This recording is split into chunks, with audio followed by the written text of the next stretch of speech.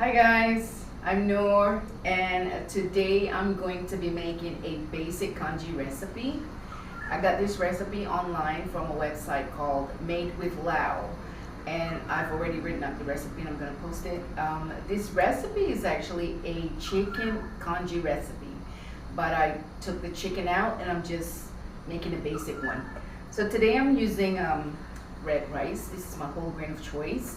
I've already rinsed and washed this about 3 times, and I'm also putting some ginger in the water and I'm gonna boil it. The recipe calls for 8 cups of water to 8 cups of rice, so I'm just cutting the recipe in half because I don't really need all that congee. So I'm using 4 cups of water to half a cup of rice. So I'm gonna go ahead. Red rice is actually an excellent source of fiber. It's good for your digestive health and also your heart health. So I'm using this today, and my water is boiling. I'm going to go ahead and cook it. I'm going to throw in some ginger in there as well. Ginger helps with bloating and gas.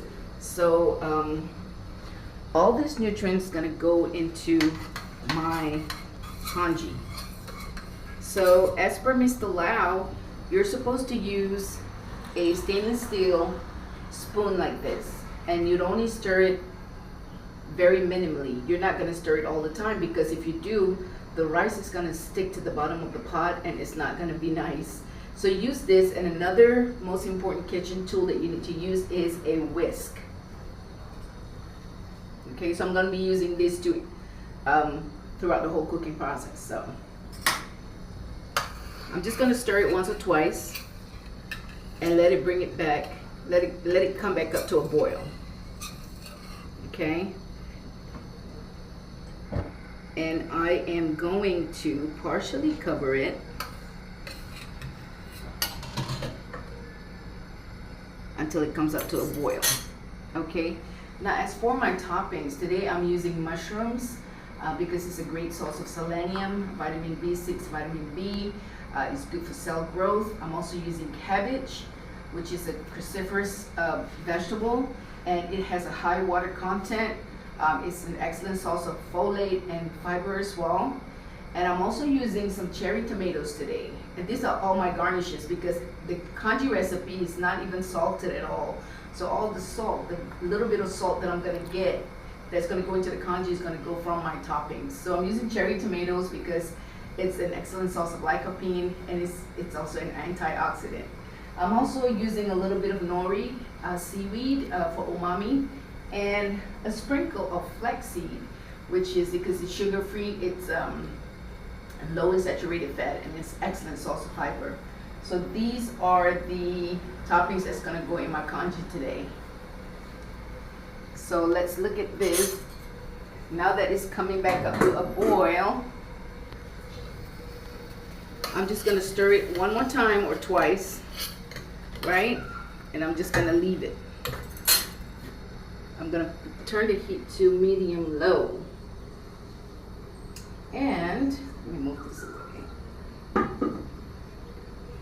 What I did not tell you is I have made another batch earlier. So since we only have 5 minutes, I'm gonna make another batch to show you how the end product looks like. All right.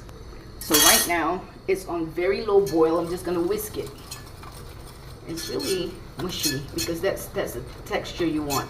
And as you whisk, it's gonna lend a silky, shiny texture to it, and that's what you want. Okay. So what I'm gonna do is I'm gonna scoop some of these.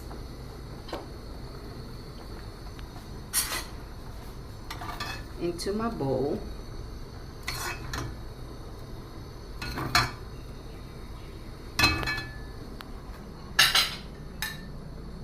Here's mushroom.